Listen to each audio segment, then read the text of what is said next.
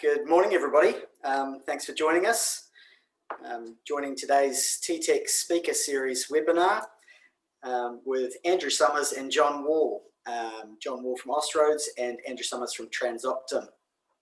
We'll just give a few minutes for people to get their technology sorted if they're joining us late, but great to see a good number of you.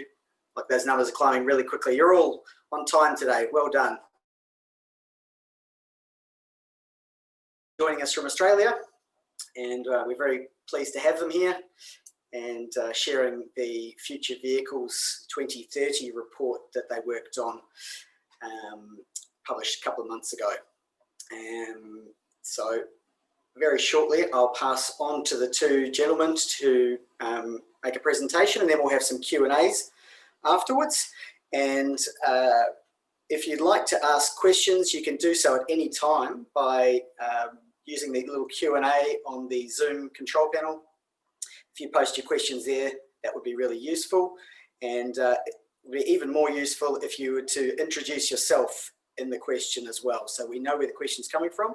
Just provides a little bit of context for Andrew and John as they work their way through the answers.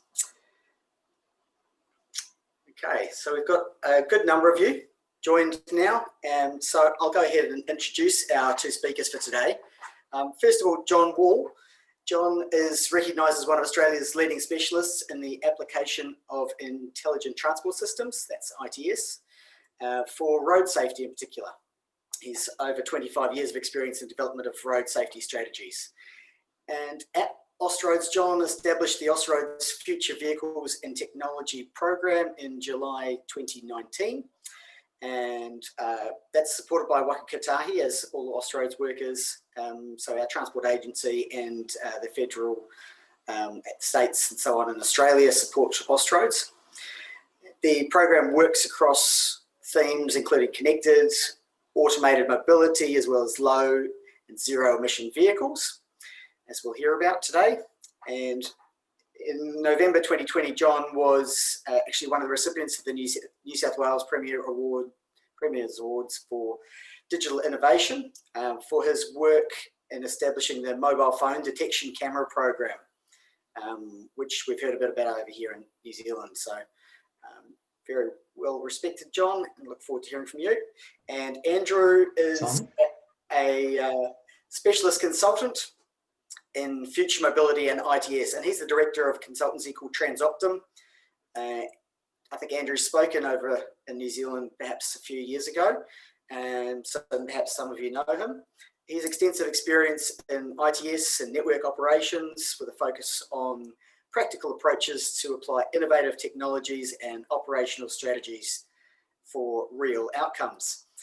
Andrew's involvement in preparing for the arrival of connected and automated vehicles started 9 years ago with a cooperative ITS demonstration, and from there quickly progressed to include automated vehicles. He's a former co-chair of IBEC, the International ITS Benefit Evaluation Community.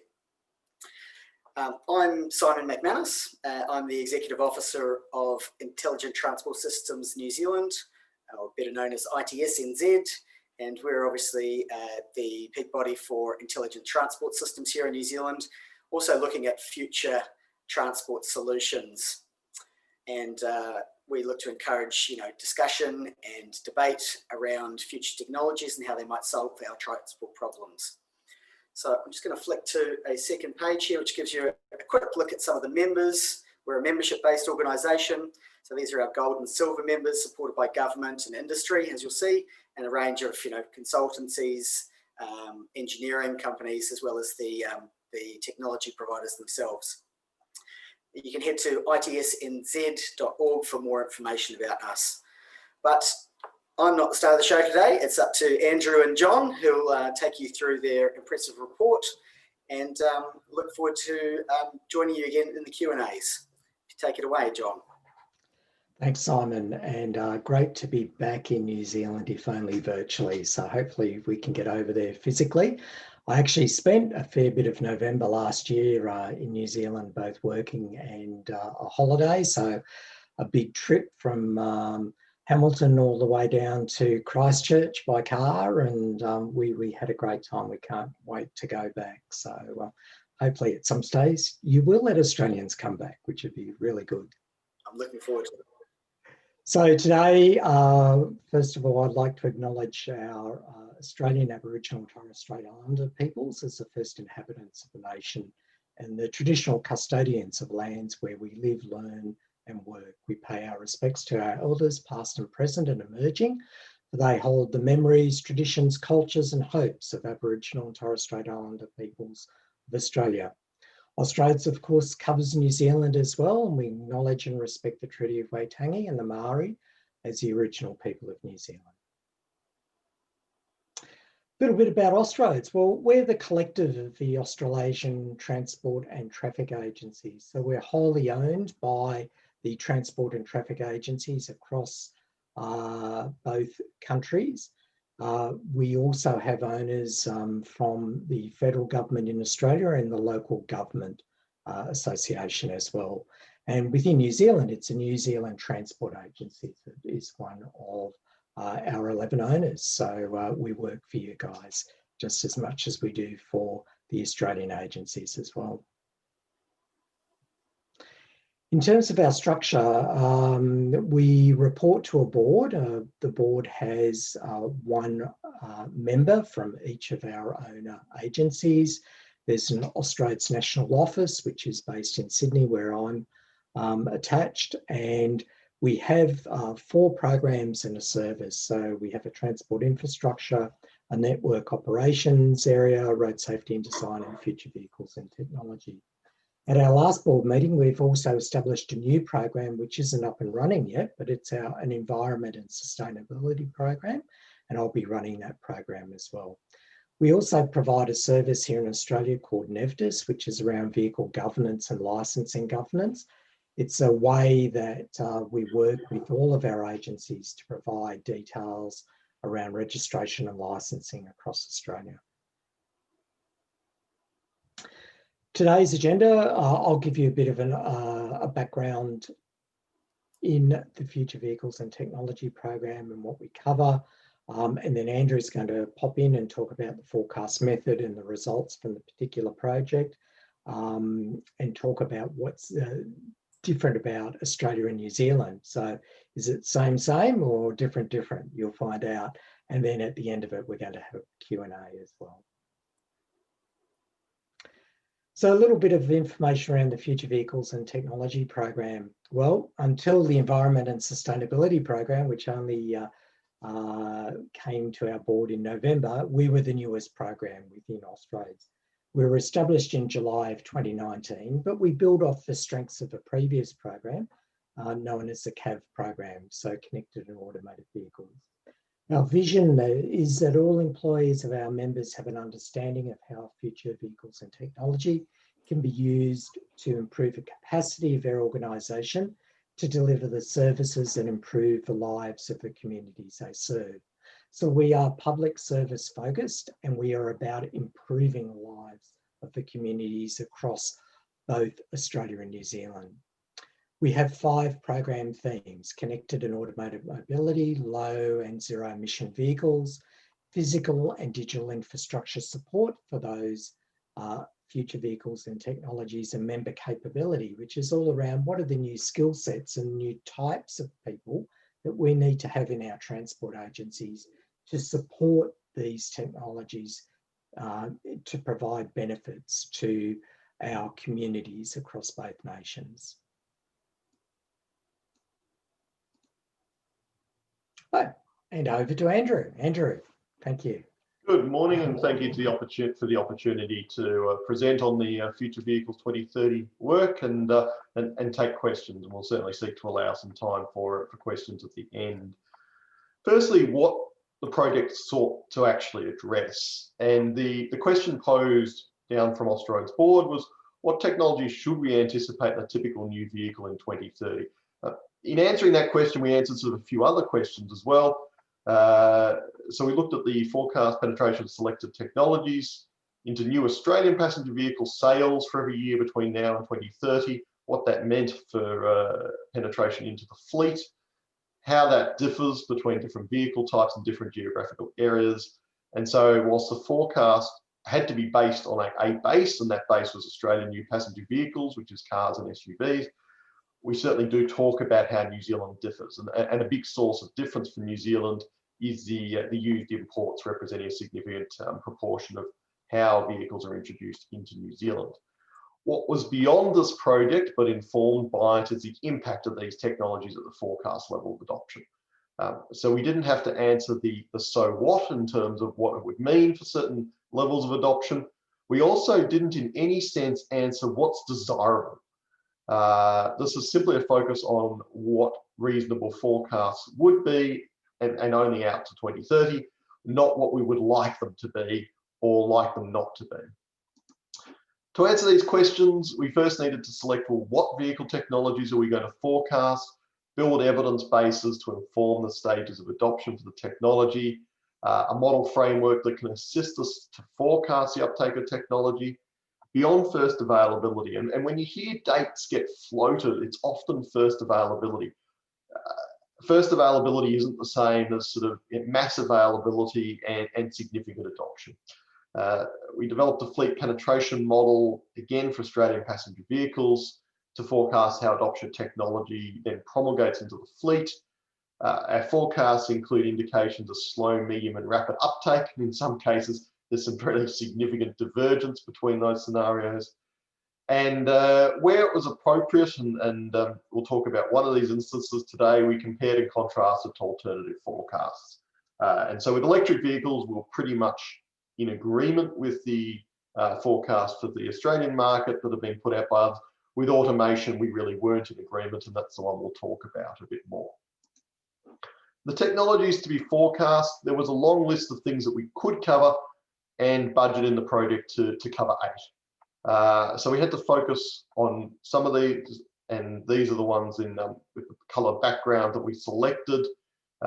We'll talk through most of these, at least in a very, very minor way today, but of course the report, which is downloadable from Austroads website for free after logging in, contains the full details.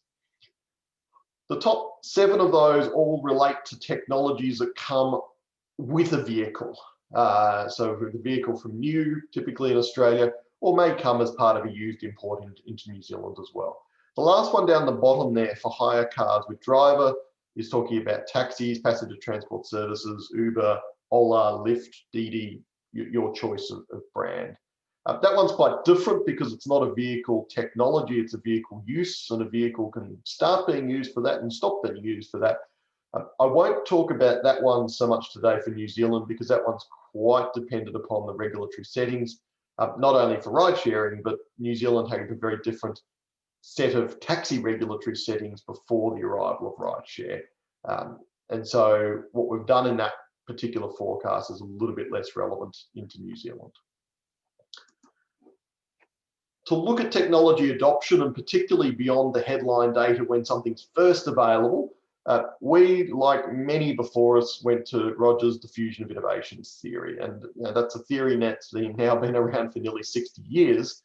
And a lot of different technologies have shown this to be quite realistic. What it says effectively is that the uptake starts reasonably slowly and then accelerates through the majority if it's adopted by the majority. That is quite important because what that says is when these vehicle technologies first arrive, we don't see mass uptake on day one typically. It takes time to get going. There's a lot of practical reasons behind that time, and what those reasons are depend on the technology. This has been demonstrated for a lot of consumer technologies as well, where the process happens, but happens much faster. In vehicle technologies, it tends to take years at each step. And again, in the report, you can see some of the ones where we've been able to benchmark against different vehicle technologies where that has happened. Once new vehicles start having a technology, how then do they get into the fleet? So this is, again, Australian passenger vehicles because that's the base forecast. What you'll typically hear reported is the average age. So the average age of the Australian vehicle fleet is just over 10 years, but that tells us very little about how vehicles exit the fleet. what you can see in the orange is the proportion of the fleet that's still there of a certain age, what the likelihood is that that vehicle exits. You get a small number of newish vehicles exiting, less than 10 years, only 5% there, and that's often due to crash type of reasons why they're exiting. If you've got a 25-year-old vehicle in Australia, it's only 80% likely that that same vehicle will still be on the road next year. So it hits a peak. And so that pattern, which was built up from the Australian Bureau of Statistics data sets, really helps us to understand how a new vehicle technology gets into the fleet. It's worth noting that Australia does have some used imports, but not enough that you see it here. There's some quite strict limitations on those. In New Zealand, you start to see quite a different pattern and a more complex pattern, because not only do you get the introduction of used vehicles, you get the introduction of used vehicles of a variety of different ages, not only of a single age. What is it we anticipate in 2030 again for Australian passenger vehicles? So in all cases, we're saying that the forecast of technology is expected to be in progress. Now that's partly due to the selection of the technologies where that was most considered likely. We didn't pick technologies to forecast that we thought would not be progressing through uptake. The question really then is how rapidly. And so if you look at sort of the first of these, this is the vehicle automation features. By the time we get to 2030, there's very few, or in fact no new vehicles effectively in 2030 coming into the Australian market that wouldn't have auto emergency braking. But there's still a reasonable proportion that only have auto emergency braking, not other multiple active safety systems such as adaptive cruise control and lane keeping assistance. The active assistance, not just the departure warning. In all of these cases, you see then that the fleet lags sales, and that's to be expected. The fleet represents sales in previous years and many previous years, and so it takes a lot longer to start progressing. The proportion of highly automated vehicles coming in either with motorway only capacity or motorway and some urban and very little rural capacity or remote road capacity, they're appearing by 2030. They're not dominant in sales, and they're certainly not dominant in fleet. And we'll come back to that forecast. In terms of connectivity features, we looked at embedded mobile connectivity. So this isn't a paired smartphone. This is the vehicle has its own modem and, if needed, SIM card. We also looked at cooperative ITS. And again, you can start to see that these are in significant deployment by 2030, but certainly not dominant when it comes to the fleet, reasonably dominant when it comes to sales. In terms of electric vehicles, the data for this forecast was pretty rich for us because the Australian Bureau of Infrastructure, Transport and Regional Economics had just done some big forecasting work in this space. In the Australian market, it's still reasonably minor. Now, the battery electric vehicle market is very much driven by government incentives, and there's probably many people on the call who are aware that Australia has been not only sort of lagging on the incentive scale, but now leading the world in introducing road user charging just for electric vehicles. Now, those charges aren't significant in a dollar sense, but the Australian market is less supportive of electric vehicle adoption than New Zealand in terms of government settings. States are a little bit more supportive, but at the federal level, not so much. Forecast I'll jump into a little bit more detail of because it tends to be one that attracts attention is around automation. So because we're forecast for every year out to 2030, we get sales and we get fleet forecasts right through that period. And so it allows us to see the pattern of what's happening. This particular forecast is a sales forecast, partly because if I did it for fleet, the bottom color bands really don't appear much on the screen at all. So for vehicle sales, we can see there in the pink at the top, vehicles without even auto emergency braking sort of really fade to very little of the sales, effectively near zero by about 2025. And in a sense, that's regardless of what happens with regulatory action that's being considered at the moment in Australia that would lead to mandating of AEB. The AEB only is a significant proportion of sales then right through that period. This is light green. The multiple active safety systems, which means you've got adaptive cruise control and lane keep assist, so longitudinal and lateral control, is significant today, becomes dominant out to 2030, but we're still talking very much driver assist technologies here. Driver remains engaged in control, automation's assisting.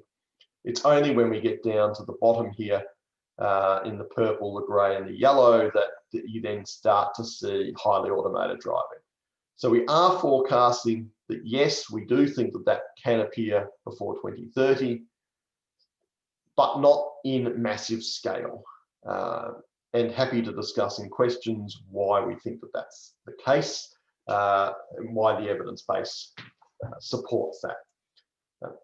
What I can say is that our forecast there is different to many recent forecasts in that regard. What we've seen, though, is that automation has been sort of slipping down towards the trough on the Gartner hype cycle. And so what that tends to mean is that each forecast, if you take it a year onwards, it's sort of the expected timeframes for AV slip back a year for every year, or in some cases slip back 2 years for every year. We were not surprised then that our forecasts penetration for 2030 was lower. We were surprised by how much lower, even when we apply that slippage to prior forecasts. And the big driver of this is that we're saying that that early phase adoption tends to happen slowly. It accelerates, but it doesn't go flat out in terms of acceleration from first availability. We challenged ourselves on this, and we looked and said, well, what would we need to change in our forecast to make them closer to other forecasts? We discussed that even with some of the organisations that are listed in that list, and in the end, everyone was quite comfortable where this project got to. We really did challenge that. We didn't just take it as a granted. To be more aggressive in automation forecasts, we'd need to bring forward the first available date for technology. We'd need to accelerate the rate of sales penetration increase. We'd need to leapfrog phases of the diffusion of innovation and accelerate the rate of vehicle turnover. And some of those things are possible. The totality of them seems exceptionally unlikely, and to use a word we've heard so much of in 2020, unprecedented. So if you like, we've provided a reasonable structure for this. Whilst the diffusion of innovation that's informed it is simple, it's fairly well founded. There's a lot of empirical evidence for it. And when we looked into some of the other forecasts, they tended to focus very much either on the demand side, as in would people be interested in having vehicles rather than could they actually be made available, and or made quite aggressive assumptions of straight line forecasts on sales or unsophisticated sort of forecasts on fleet turnover. So this is an area where this set of forecasts is very different. That said, it's quite possible that beyond 2030, these forecasts would come back closer to others. But by and large, we're not saying that we're necessarily expecting that automation will arrive later compared to some alternate forecasts. It's just how rapidly that translates into proportion of vehicle sales and then fleet. And it's worth mentioning at that point that we have forecast sales, we have forecast fleet, we have not forecast VKT or travel share. So if you do get robo-taxis, we'd expect that each travel further than a privately owned vehicle. That's not part of these forecasts. So happy again, I can see some questions have been coming through. I haven't glanced at them yet, but happy if people have questions about this that we answer those in the Q&A. One of the other things that we've also been asked a lot about this year, as you might expect, is what about COVID-19? How's this impacted initially sales? There's a secondary question on how's it impacted development efforts, and by and large, in a sense, I think it's been perhaps a pruning. The efforts that were more commercially viable sort of continue to pace those that weren't have perhaps gone to a more premature, an earlier end that was perhaps inevitable anyway. We'll certainly see fewer winners in vehicle automation than there are currently competitors. But when it comes to forecasts or the impact of vehicle sales, we have seen some really significant falls in vehicle sales compared to a baseline this year, but the net impact is much less than a lot of people imagine. So already in 2020 in Australia, prior to the pandemic, the previous 23 months had all seen fewer sales than the corresponding month in the previous year. This is, there'd been a downwards trend in new vehicle sales already. The additional impact of COVID then on top of what might have been expected is less even than the 17%. It's perhaps only sort of 5 to 10%. There are very clear impacts in certain months. So you can see the Australian first wave of cases and lockdowns through March, April, May, the Victorian second wave in July, August, September. But in November, vehicle sales are now above not only what probably would have happened in 2020 without a pandemic, but what did happen in 2019. And I'd expect to see quite a strong December as well, just because of current happenings. There's been a little bit of a change in vehicle sales mix in Australia, but it's less spectacular than overseas markets. We've seen in the European market, for instance, a real shift of those sales that have been occurring into battery electric vehicles. There's a whole lot of regulatory drivers and incentive drivers behind that as well. That hasn't really been seen in Australia. We have seen a little bit of a shift towards bigger utes, bigger four-wheel drives and so forth. But that tended to be more that they held up better during the weak months. So the overall trend towards SUVs has still been playing out. But I think the main takeaway from this is that the impact of COVID-19 on vehicle sales is generally much less than people have been imagining. It's losing a part of a year in our forecast horizon. It's not yet significant. If we do see a recession turn into a depression, that really would then become significant. So how does New Zealand differ, given that we've talked so much already about Australian passenger vehicles? So what's different in New Zealand? The report deals with this both in section 5.1 and Appendix I. And I was able, fortunately, to draw upon some very extensive, strong data sets from Waka Katahi to inform that for the evidence base for New Zealand, and some helpful feedback from New Zealand representatives on the project. And I can see that one of those, Lee, has joined the call. So the big difference for New Zealand is that many vehicles enter the New Zealand fleet as used vehicles. It's about half, from the data I was seeing, of total light vehicle fleet additions. A lesser number if you look at light commercial vehicles. So more light commercial vehicles are being purchased as new, relatively, than light passenger vehicles. That has as one effect that the average fleet age in New Zealand vehicle fleet is older than in Australia. So we're going back now sort of a couple of years, but if you look at the two left columns, the Australian data tends to lag, and this report was of course produced itself now, the data analysis is sort of 6 to 9 months ago. But there's a greater proportion of Australian vehicles were manufactured in the few years before the forecast, and that's true if you look out to the 8 years before the forecast, where nearly half the Australian vehicle fleet was manufactured in the preceding 8 years, but only a quarter of the New Zealand passenger vehicle fleet was.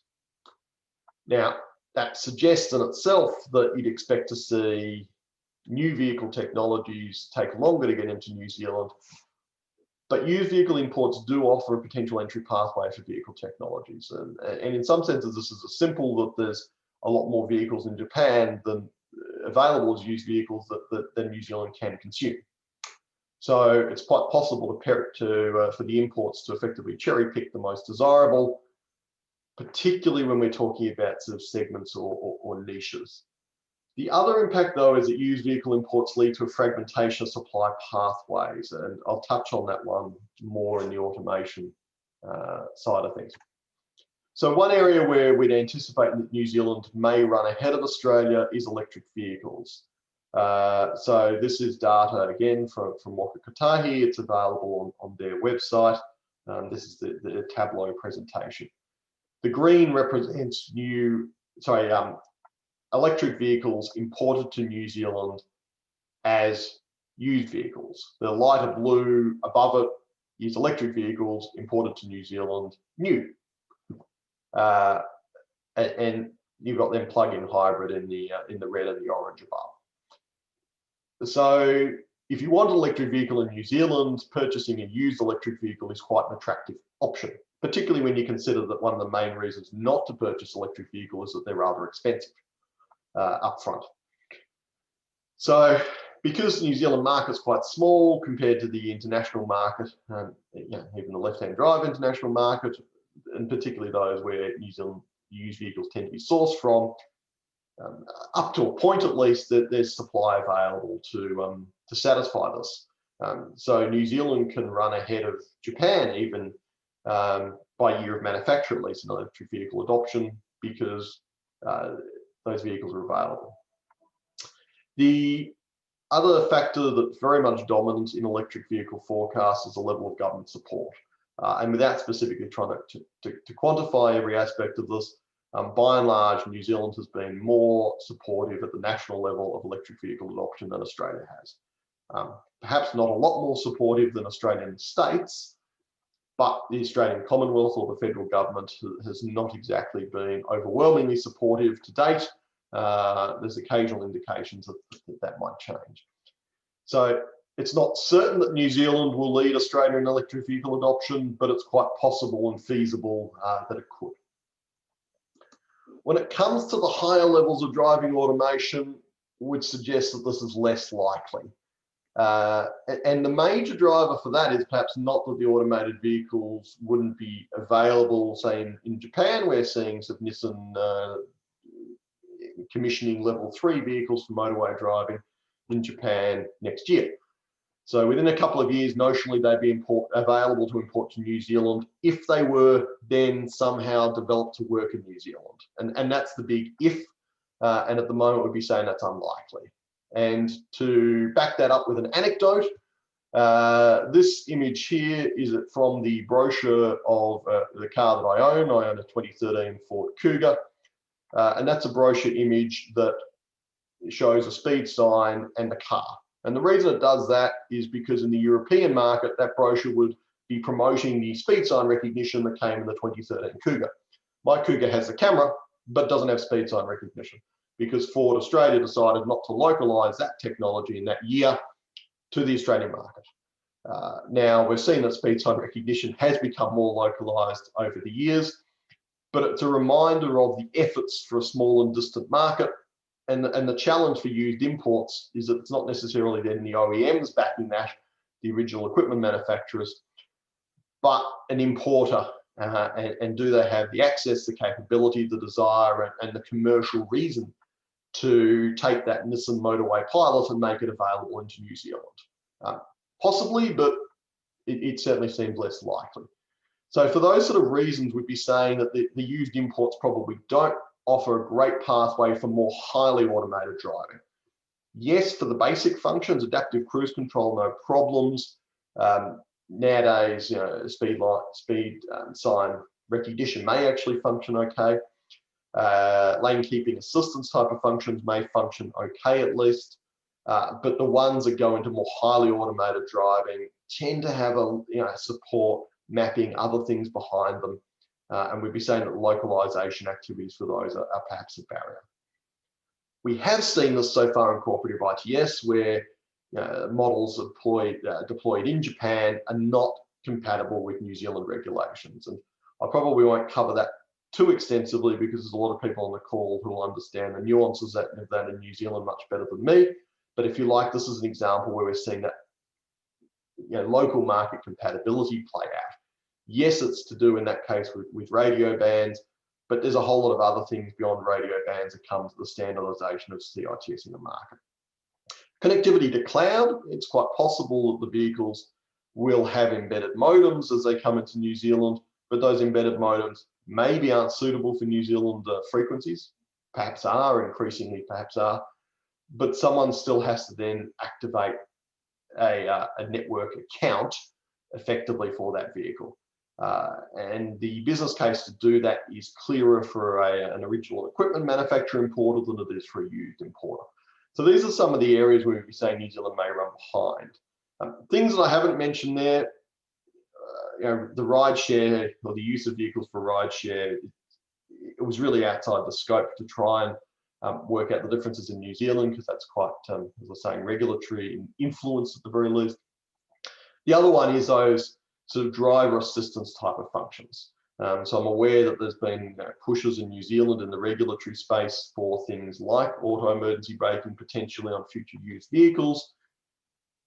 It's an area where, again, it's a little bit harder to pick exactly how New Zealand will differ from Australia, at least for those vehicle safety technologies rather than the higher levels of automation. And I think that gives us a pretty good amount of time for questions. I'm happy to keep my screen share up in case we go back to any slides, but I'll hand across to Simon to facilitate. Thank you, Andrew. Yeah, that's great. Just keep your slides up there. That's wonderful. Thank you very much for taking us through the work that you've done there, and it's a great piece of work. So we'll jump off into Q&As, and it's great to see some questions there already. Looks like we've been joined by Lee McKenzie from Waka Kotahi, who works with John on his task force. So hopefully she can jump in as well with some New Zealand insights as we get through these questions. I've got a question just to kick things off. Excuse the rugby analogy, guys. Last week the New Zealand government announced a climate emergency. So obviously, electric vehicles is a key part of that, but also there's some potential emissions benefits from connected vehicles as well. So I'm really interested to know what further work Austroads is doing in this area, and what do you potentially intend to use the report for going forward? That's a question to you, John, and you're on mute, just to let you know. Thanks, Simon. Well, one of the things that happened when I first started with this program back part-time in October 2018, and I started to interview and try and understand what our owners wanted us to do in this space, was that a lot of people talked to me about, what do we need to do and when do we need to do it by? That was the key question. What do we need to invest to support this? And I guess what are the no regrets investments as road agencies we need to do in terms of supporting these future vehicle technologies that obviously have benefits to the members of the public that we serve as public servants and as government agencies. Previously, our program really was done on a 12-month basis where agencies would pitch projects to us. We do those projects. The next 12 months, it'd be a new pitch, new projects, quite often new members of the task force and those sorts of things. And I couldn't see any link between those particular projects. And that's why we brought Andrew on board to actually do this forecast report. So one of the things that we're doing is actually trying to develop a 10-year roadmap for our particular program. If you like, I can actually show you what that draft roadmap looks like. So I'll just hop on and hopefully, Andrew, thank you. I think it's this one. So is that coming through, Simon? Yes, it is. Yeah. So essentially now what we're doing is we're using Andrew's forecast to try and understand in the areas of electric vehicles, connectivity and automated driving, what our road agencies need to do to support that. And that in turn will drive the projects that we actually run. So I make no apologies in terms of what we're doing. It is focused on our owners, so our road agencies. There are lots of things that need to be done, say in the policy space and in other areas like legislation and those sorts of things. Other agencies within Australia are doing that particular work, such as the National Transport Commission.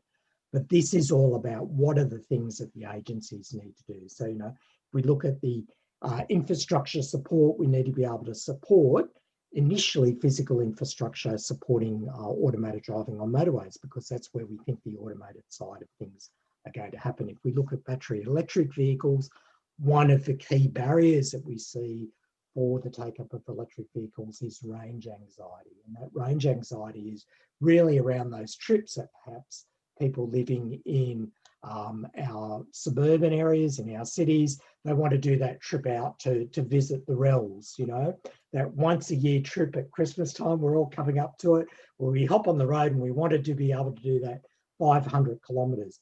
Well, we don't actually need to do 500 kilometres because, if we're following good road safety principles, we really should be stopping every 2 hours or so, have a bit of fatigue break, a toilet break, have something to drink, something to eat. So, we're talking 250 to 300 kilometres. So if we've got charging facilities available and associated with those areas where you stop to pick up a cup of tea or a cup of coffee and a nice pie from your favourite pie shop, then having charging facilities in that area should be suffice. So we need to start looking at rural highway and charging supported, and we know that that's already happening in New Zealand, and it was great to do that trip from Hamilton to Auckland and actually see some of the new facilities that were paired with existing service centres along that particular route as well. So that's the sorts of things that we're trying to do within our particular program. Specifically in the electric vehicle space, what we're starting to see now is that we do have a national low and zero emissions working group here in Australia, and they're looking at a whole range of things around the barriers, around data and all of those sorts of things. And we're actually taking a bit of a leaf out of your page and working with people like Greg Nelson at Auckland Transport now to learn from what you've done in terms of, trying to sort of build on the experience that you've got. So we've got a couple of projects kicked off in Austroads. One of them this year is around standardised signage. If you look at the signage associated with EV charging that in Australia, it's all very different. I know recently I pulled into an EV charging spot, and in the car spots reserved for EV charging was a diagram of a fox. And I'm going, how does that work? Well, it was a Charge Fox site, which is a provider, and the signage is all totally different. So we're working on that very basic stuff, but we're also looking at other things like from a road agency point of view, what sort of charging infrastructure, what guidelines do our agencies need? So this is where we're plugging into what's already been done in New Zealand to try and find out what sorts of things do the road agencies need in terms of being able to approve charging, but also when we start to look at local government and charging in very dense urban environments, what sorts of guidelines do those local governments need, for example, to enable charging in areas where there is no off-street parking? So if I think about Wellington and places like that where perhaps you don't have a lot of, in the really dense part of the city where you don't have a lot of off-street parking, how do we make sure that when we put charging infrastructure in, that it's safe, that it's not causing problems for pedestrians and others? They're the sorts of things that we're starting to work on. So there's some very practical things that we can do as Austroads in providing guidance to our member agencies around what they need to do to support EV vehicles into the future, but also connected and automated vehicles. And in the connected vehicle space, what we're really seeing is that need around managing data. We should in our transport agencies now have as many data scientists as we do civil and traffic engineers, because we really need to support that side of things. And to be honest, our agencies aren't even ready for the day one applications in terms of automated driving and the sorts of data that they need to provide to those vehicles to make a safe and efficient system run. That's fascinating. It's great. Great answer. Yeah, in particular, in it just brings to mind again that we're seeing, these level 3 automations, coming onto our roads, and how ready for them are we? So I think, your work should be a great reference point for the agencies. I'm going to jump into some of the questions now. We might go a little bit all over the place because some questions came in early relating specifically to the report. So let's go through some of those quickly. So Peter Holcomb Henley from Clayton Woods, we've got some Australians tuned in here, which is excellent to see. Andrew, this is a question to you. You mentioned the forecast assessment undertaken regarding electric vehicles, largely aligned with other forecasts that you'd reviewed. And so the question then is, in your view, will recent announcements in Victoria and South Australia regarding distance-based registration surcharges for electric vehicles have a material impact on these forecasts, or was that anticipated? Thank you, and thanks for the question, Peter. So the electric vehicle forecasts we used for sales, at least, were done by BITRA, the Commonwealth Bureau of Infrastructure, Transport, Regional Economics. They took a fairly complex model that looked at a range of factors, and within the economic side of the equation, the cost parity of electric and fossil fuel vehicles, so upfront and throughout the life, was a major impact. That said, the distance-based charging that we're seeing for electric vehicles in Victoria and South Australia is one cost impact only. Fuel prices could move that needle more in either direction. Battery costs, for example, for the electric vehicles could move that needle. The thing that really has moved the needle in markets where there's been big differences is government subsidies. So upfront subsidies in particular. So I don't know that from the economic side of things, I don't know that the charges that have been introduced are big enough to make a significant difference. The second part of the equation is sentiment, and BITRA, being economists, probably didn't factor sentiment type of things too heavily into their forecasts. It's hard to know. I mean, in a sense, it discourages a little bit the uptake of electric vehicles. I don't think it will have a significant impact. It might delay a little bit, defer some of the decisions at the margins. It might influence how some of the people think about cost equations, but by and large, there's perhaps been more impact that there will be surcharges than from the level of the proposed surcharges, which aren't that significant, at least for now. For the people who have got the finances to afford battery electric vehicles in Australia now, these surcharges aren't particular at levels. I mean, if your example looked at Tesla vehicles, I think Tesla has some quite challenging insurance costs. The difference in the insurance premium for a Tesla compared to a more mainline vehicle will significantly outweigh the difference we're talking about here. So it's one part of a cost equation, but yeah, it sends a sentiment message. Perhaps it'll, being a government tax, it'll be probably given undue focus, is what you're saying there, I think. And there's lots of other costs to factor in. Thanks very much. Let's head across to the next question. Martin Nocky from N3T, a road safety solution developer, and he asks, will automated delivery services like Neuro or Einride, and he mentions another one from China, be a side entry of AV into the mainstream? So that's those kind of specific freight delivery services or technologies. Yeah, look, we're aware, and I've also put up the technologies selected for forecast slide. We're aware that there's not as much focus on freight in that forecast that's there. The thing that there is a big focus, though, is on technologies that are in sort of mainline vehicles now, or will into the future become so. So, for instance, you'll see that there's a category there, A3, low-speed, highly automated shuttles.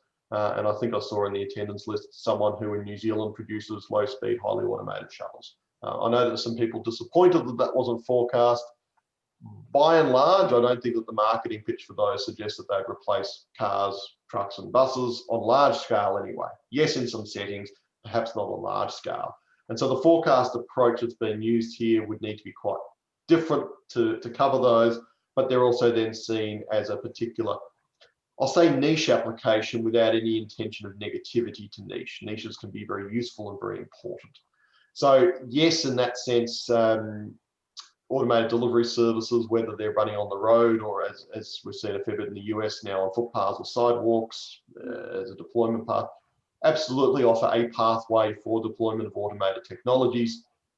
Probably not one that changes the forecasts that are here. And quite a different approach would need to be adopted to look at how you would forecast the introduction of those. I'm not sure, John, if you wanted to add further to it. Look, I think, Andrew, one of the challenges with doing a project like this is how many technologies do you actually forecast? And you'll note there that E2 hydrogen fuel vehicles, we didn't include in this forecast. One of the things that we will be doing over the next couple of years, if we get the budget to do it, is just doing an annual review of our forecast, try and keep it up to date. And, you know, we'll be monitoring those other technologies as well. So if we start to see mass adoption of things like low-speed, highly automated shuttles that are really going to change the business of the road agencies, and remembering our focus is really around what do the road agencies need to do in terms of this technology space, then, you know, we have that opportunity to add that into an updated forecast report as well. And the same for hydrogen fuel vehicle. We've had a few hydrogen fuel vehicle pilots announced within Australia. I think we've got one in the ACT, and there's another one recently, Andrew. Was it Brisbane? Maybe, I'm not sure. Yeah, announced as well. But again, we're not seeing that as a mass adoption, really about changing the business at the moment of the agencies. We've got plenty of work in getting the agencies ready for the technologies that we have forecast, and we'll continue to work on improving that. But if something else comes along, as with all technologies, we need to be ready to say, what does this mean for the day-to-day work of our road agencies? Is it going to actually influence them in a significant way? And then we'll need to look at how we support those technologies or support the agencies in terms of that disruption. That's great. So you're going to continuing to update this as well. Good to seeing what any disruptors come through the system and shake it all up. We've got a question from Barney Irvine, who's our Automobile Association, New Zealand Automobile Association. Says thanks firstly, and he has questions around about safety and I guess how much of the implications of this forecast for road safety objectives and outcomes. John, I think that's probably a question for you. Yeah, look, I'll kick off with that and then get Andrew to add something in. I think there's some important things here. So if we look at things like the adoption of autonomous emergency braking, clearly that's going to have some substantial road safety benefits, we hope, as that technology comes on board.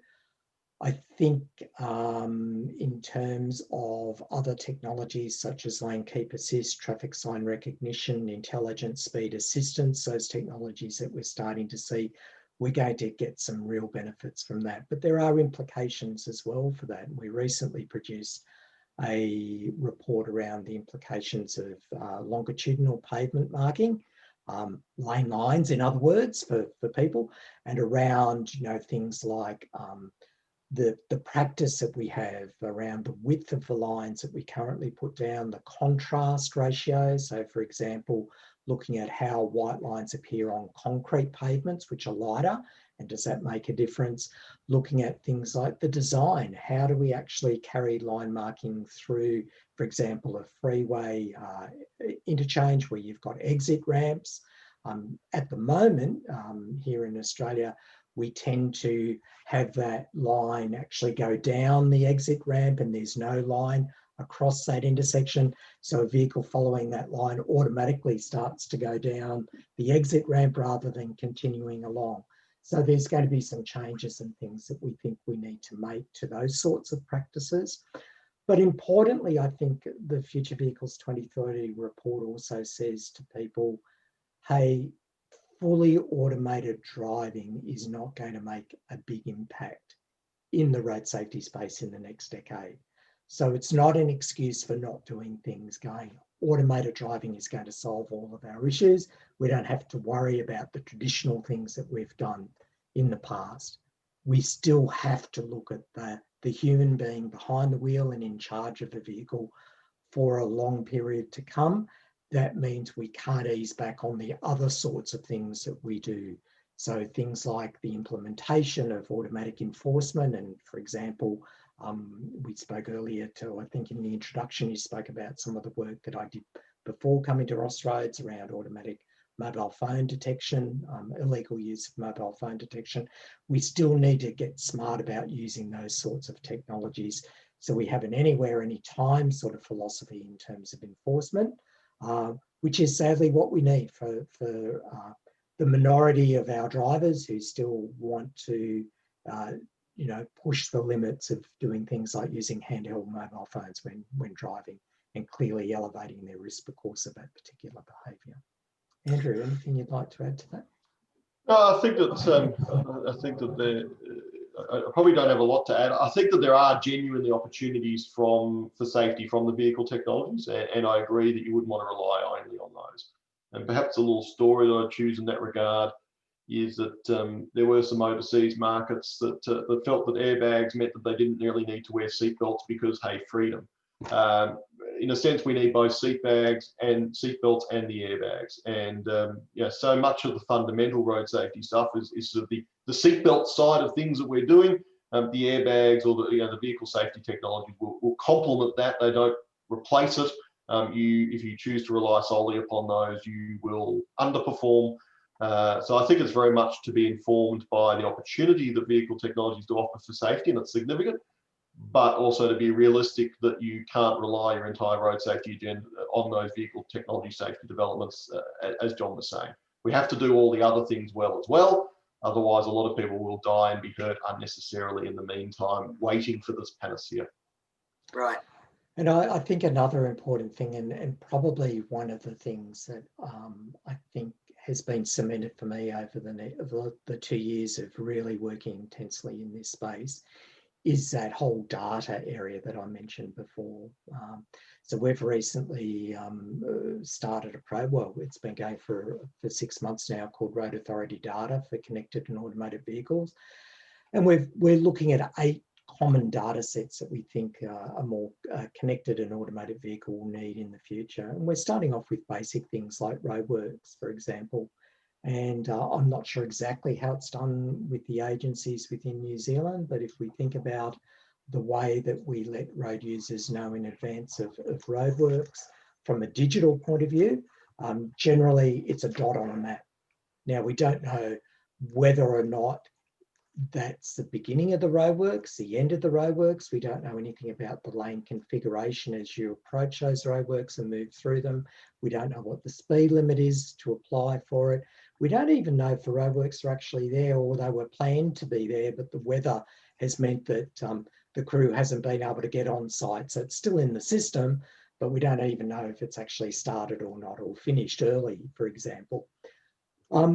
We need to get our act together around this. If we look at speed limits, I started work on a speed limit database for the jurisdiction that I worked in 2005.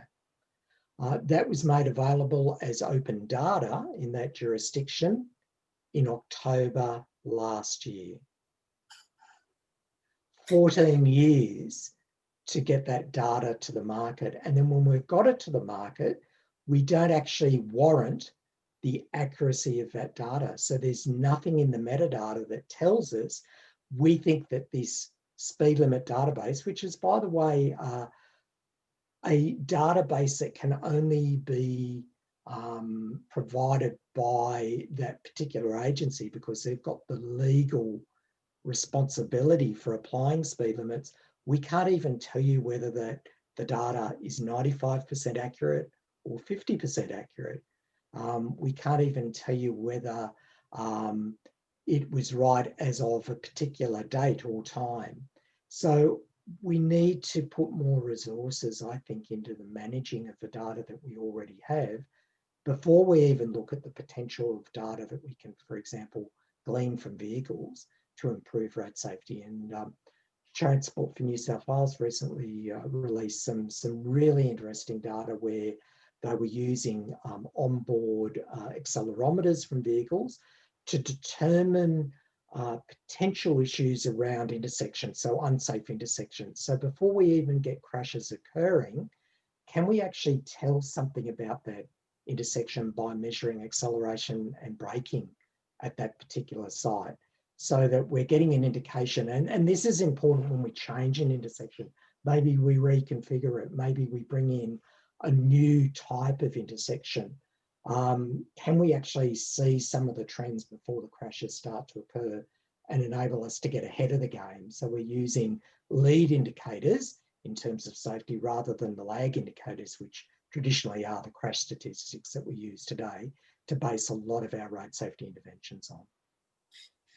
So yeah, where you finished there is quite an interesting point, I think needs to be made as well, is that we need to be trialing and you know, running some projects to look at how these technologies might change the overall network sooner rather than later as well, because, you know, although it might be, you know, 10 years away before we're seeing a lot of connected vehicles, you know, we've got the opportunity now to run those trials, and that technology is available in some, you know, early adopted vehicles. And there's some big trials happening. So if we look at the CAVI project, which has just kicked off in Queensland, in Toowoomba at the moment, that's a massive project of, you know, a couple of hundred vehicles. My own old team back in Transport for New South Wales, we've run the City project, which is around freight vehicles and connectivity. That's been up and running for 6 years now, including connected intersections and a range of things, including speed limit warnings for trucks descending a very steep mountain pass. So there's a lot of data that's been collected, more than 10 billion records for that. But that leads to its own challenge. How do you actually analyse 10 billion records and make sense of them? Traditionally, in the road safety space, we've looked at, you know, maybe a couple of thousand, perhaps fatal and serious injury crashes to analyse. What happens when that becomes billions of records that you want to analyse? That's a new skill set that, you know, we don't have in our agencies at the moment, or if we do have, it's only a very small team. Yep. Got that point now. Let's jump on to another question from our audience. Thanks very much for that really thorough answers there. This is from Greg Epps, who's from our Motor Trade Association. And he points out that in New Zealand, Waka Kotahi is also the regulator for vehicle inspections. So to what extent are agencies considering our annual inspections or regular vehicle inspections accommodate the new technologies? So I guess how will inspectors need to access onboard systems, diagnose proper functioning? That opens up a whole can of worms, doesn't it? There's whole privacy questions there as well. But, you know, also the training of the mechanics and so on who are actually assessing these vehicles. There's big questions there. So have you put some thought to that? I know that the Federal Chamber of Automotive Industries here in Australia has actually used that 2030 report to put a submission to the Australian government as part of the COVID recovery program around extra training for vehicle mechanics and technicians to improve their capability to manage these sorts of technologies into the future. So that's a great side benefit that we saw from the release of the report, to actually have industry now starting to use that as some of the things that the evidence base for them to look at new types of trainings for our vital technicians.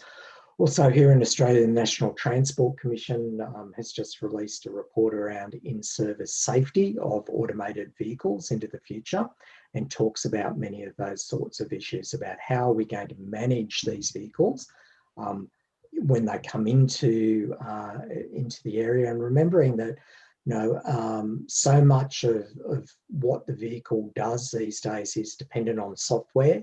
And we see this with Tesla now and with many other vehicles as well, that when they come into the market, they have that capability to do things, but a software update actually improves, or I guess potentially risks some of that capability into the future if there was a glitch, for example, or an error in the particular software.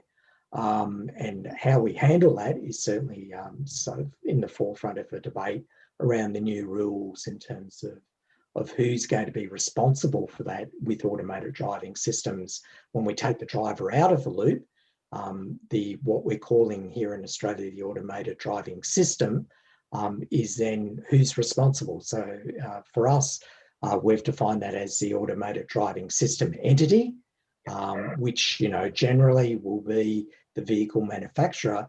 But in a market like New Zealand, where you have so many imports coming in that are used vehicles, who does that become? Is that the importer of the vehicle? Is it the person that sells it to you? When it's not supported by a vehicle manufacturer as such, there's some real challenges around that as well. Because, the vehicle that you've got today is not necessarily the vehicle you wake up with the next morning when it's had a software update. Absolutely. Nice of you to finish that one off with a question back to us. How do we cope with that? Yes. Might need to have a chat to Greg and see how we try and start to address that. We've got a couple more questions to get through, and I think we had timed it, the webinar to finish in about 10 minutes. So we'll just get through these two quickly.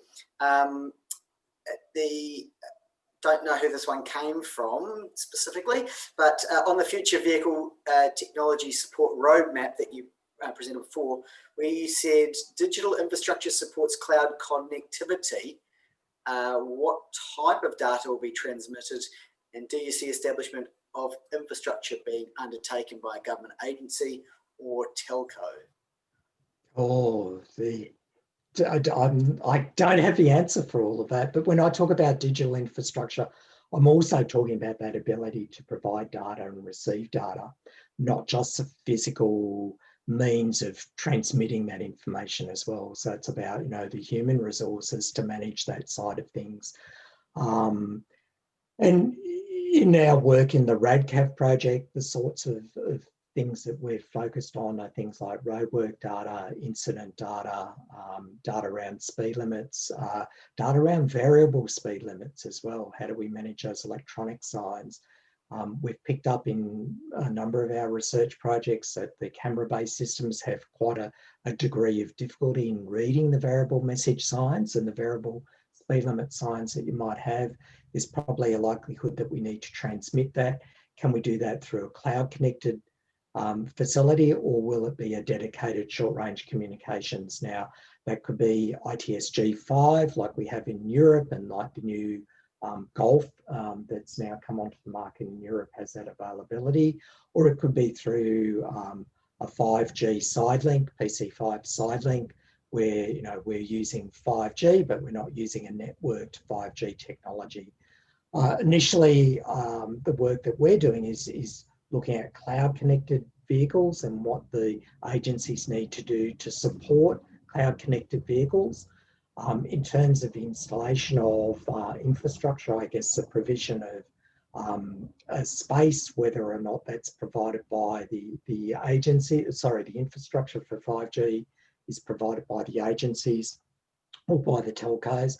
I think that's a really good point. In Australia, we've our ACMA, the Australian Communications Agency here, has actually allocated 5.9 gigahertz to ITS, to cooperative ITS, and they've specified the European standard for use in that particular space at the moment.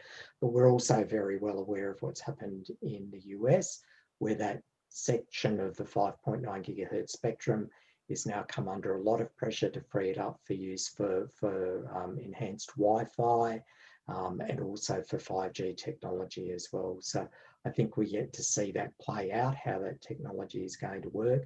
But we know that many vehicles now have been connected to the cloud, whether that be from a tethered mobile phone, whether it be from just people using Android Auto or Apple CarPlay to mirror what is on their phone.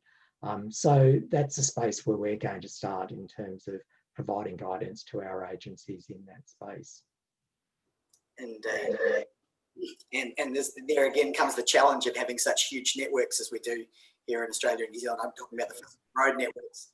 How do you make sure that that connectivity remains as you get more and more roads? And Hey, I was just going to jump in there and just follow on from what John said, and just said that also in New Zealand, whilst we haven't formally allocated 5.9, it is reserved, and it was reserved some time ago with this in mind, leaving aside the discussions that are going on at the moment around 5G and DSRC. But we've done something similar. It's just not formally allocated, but we are have reserved it with this in mind. So, yeah.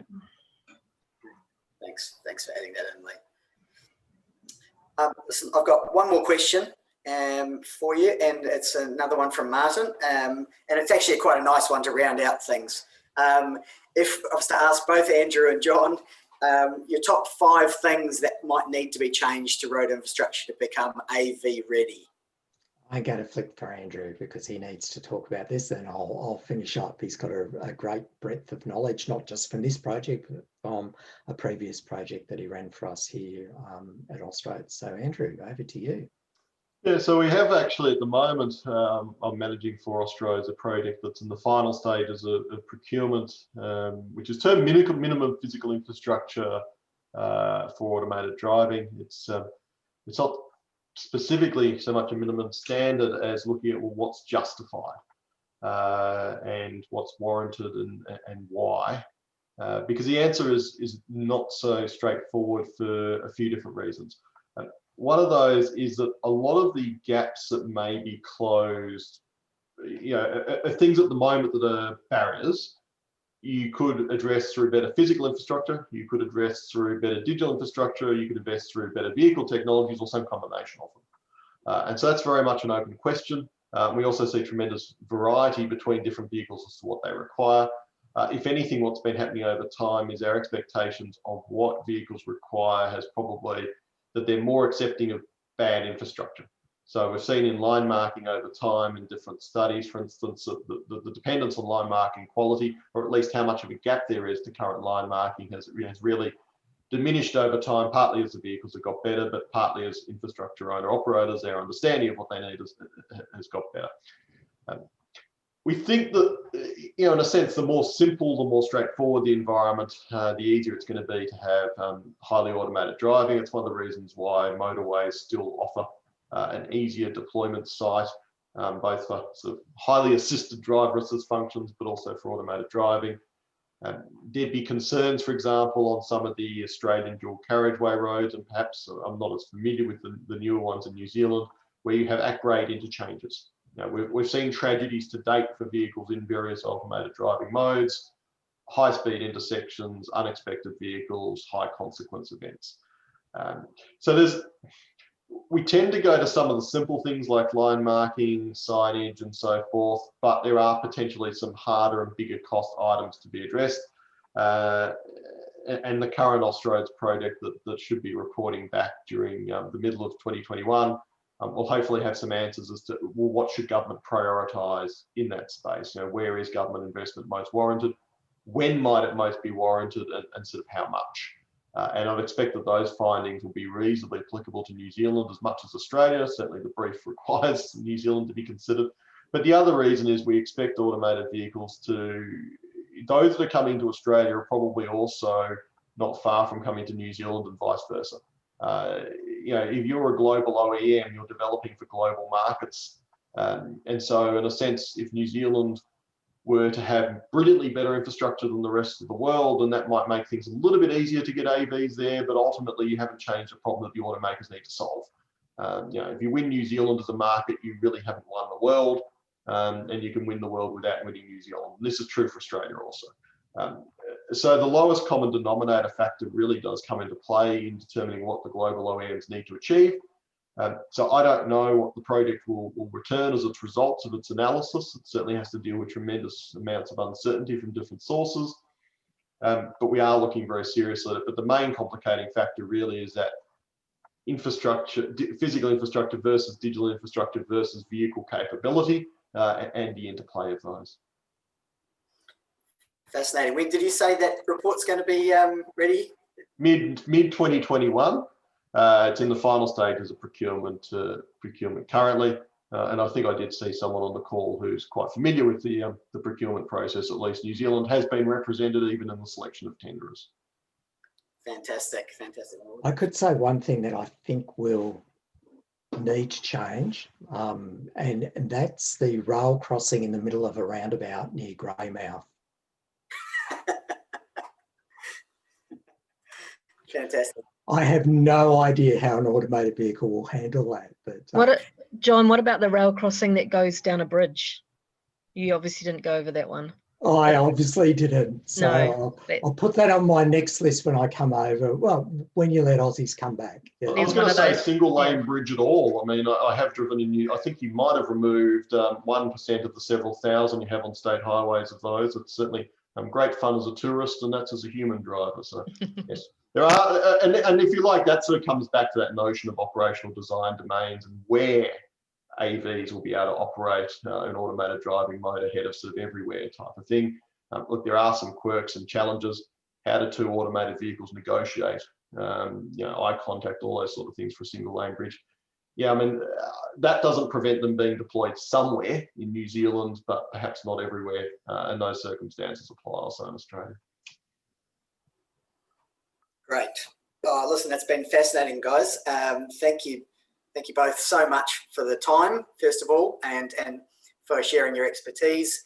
And considerable amount of work went into the report, obviously, Andrew, but you've gone far beyond what was in that and shared your expertise as well, which is fantastic. And great to hear where you're heading with it and where Australia's heading with the outcomes too, John. It's good to know your work is being put to use as well, isn't it?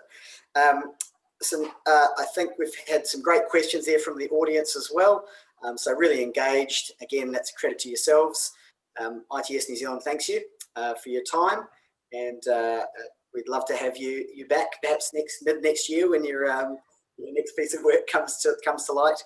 And yeah, look forward to seeing the updates of this report annually as well. It's great to be keeping an eye on that and seeing the disruptions that are coming. And taking on board some of your suggestions there that we need to work on data analysis of that, John. I'm going to wrap up. Simon, yeah, and just remember for anyone, all of our reports, all of our webinars are all free of charge. You will need to create a login. We don't spam you. We don't sell it to anyone. So just jump on, and there's a whole lot of information there for you as well. Great. That's a good reminder. Thanks very much. So I'll just leave it to sign out now. And if you don't have anything more to add, we'll bid you adieu. Kia paita rā have a good day. And that's all from me. And thanks again. I'll just finish off with a final little promo message that I've got to do for ITS New Zealand. Just let people know we've got an event coming up next week. So here, I'm just going to pop up my screen. And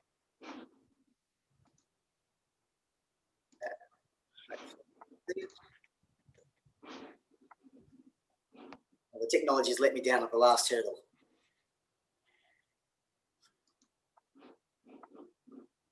There we go. Don't leave. There we go.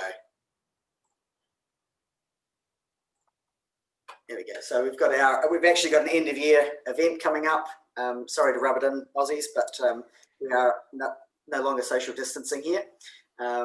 We've got our end of year networking in Auckland. It's in conjunction with Tuans and Future Leaders in Technology, Flint, ITS and YTP. There'll be a panel discussion talking about the disruption of 2020 and then looking ahead for the next 10 years and talking about the disruptive technologies that will impact in our industries. I look forward to seeing you there. Thanks very much, John and Andrew. Simon, can I just add in? Thank you. That we'll be running a similar event, I understand, in Wellington, because that's an Auckland event in the new year. That is correct. So you Wellingtonians won't miss out. See you then. Cool. Thank you very much, everybody.